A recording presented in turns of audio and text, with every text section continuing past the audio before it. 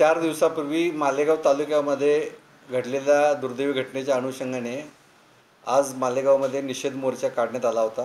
मोर्चा हा शांततेत होता। दरम्यानच्या काळामध्ये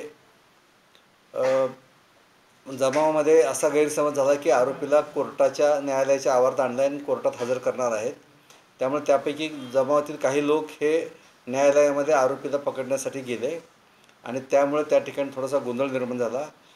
न्यायालयाचं कामकाज सुरू होतं, त्यामुळे न्यायालयाच्या परिसरामध्ये कुणी जाऊ नये आणि न्यायालयीन प्रक्रियेला अडथळा आणू नये म्हणून थोडंसं कायदा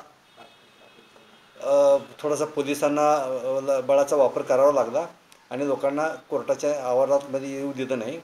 परंतु वस्तुस्थिती ही आहे की आरोपीला कोर्टामध्ये आणलं नव्हतं। आरोपीला ऑनलाईन VC द्वारे कोर्टामध्ये हजर करून त्याची कस्टडी घेतली आहे। आरोपीला 17 तारखेलाच घटनेच्या दिवशीच अटक करण्यात आली आहे आणि त्याची 27 तारखेपर्यंत पोलीस कस्टडी आहे आणि आरोपीचा तपास योग्य रीतीने सुरू आहे। यामध्ये DYSP दर्जाचे अधिकारी तपास करत आहेत आणि SP, ॲडिशनल SPचं आणि माझंसुद्धा त्यावर देखरेख सुरू आहे। तपास अतिशय चांगल्या रीतीने चालू आहे आणि मला खात्री आहे की आम्ही लवकरात लवकर त्या केसचं चार्जशीट करू आणि फास्ट ट्रॅक कोर्टामध्ये हा केस चालवण्याचा आम्ही प्रयत्न करू। माननीय मुख्यमंत्री महोदयांनी आणि इतर मंत्री महोदयांनीसुद्धा याबाबतीत फार शासनानं गांभीर्याने घेतलं आहे आणि स्पेशल PP ची नेमणूक करून यामध्ये लवकर लवकर चार्जशीट होऊन लवकर केस चालेल आणि लवकर लवकर त्यामध्ये न्याय मिळेल त्या बळीत व्यक्ती मुलीला, असा आमचा प्रयत्न सुरू आहे।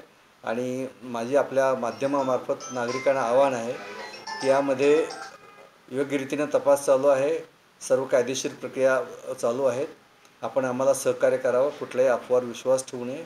असं काही आपल्याला कळालं तर आपण कृपा करून पोलीस कंट्रोल रूम 112 किंवा आम्हाला आपण विचारून माहिती घेऊ शकता। परंतु विनाकारण अफवा, विशेषतः सोशल मीडियाद्वारे काही गैरसमज पसरवून विनाकारण सामाजिक वातावरण ढवळणार नाही याची काळजी घेऊया। सध्या निवडणुका आणि या बाकीच्या सर्व गोष्टी आपल्याकडे आहेत, त्यामुळे आपण सर्वांनी थोडंसं गांभीर्यानं आणि समजूतदारपणे वागावं अशी माझी नागरिकांना आव्हान आहे। त्या अनुषंगाने आपण RCP पाठवली आहे आणि आपण मालेगाव, डोंगराळे ज्या गावामध्ये घटना घडली त्या परिसरामध्ये पण आपण बंदोबस्त थोडासा कुमक वाढवलेला आहे। त्या गावामध्ये जिथे दुर्दैवी घटना घडली त्या ठिकाणी, कारण हे गाव धुळे जिल्ह्याच्या बॉर्डरवर आणि मालेगावपासून थोडं लांब असल्यामुळं तिथं आपण तात्पुरतं पोलीस मदत केंद्रसुद्धा सुरू केलं आहे। त्या ठिकाणी पोलीस चौकी सुरू करण्याचाही मानस आहे।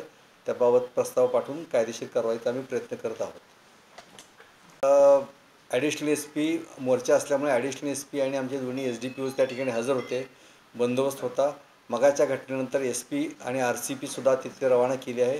SP साहेब त्या ठिकाणी कदाचित पोचले असतील आणि आजूबाजूच्या पोलीस स्टेशनचा बंदोबस्त RCP, SRPF ह्याचासुद्धा आपण बंदोबस्त पाठवला आहे आणि आता त्या ठिकाणी शांतता आहे। फक्त लोकांची मागणी होती की आरोपी आमच्या ताब्यात द्या, की जे कायद्याने शक्य नाही। त्यामुळे लोकांचा थोडासा रोष होता, परंतु आता परिस्थिती पूर्णतः शांत आहे, नियंत्रणात आहे।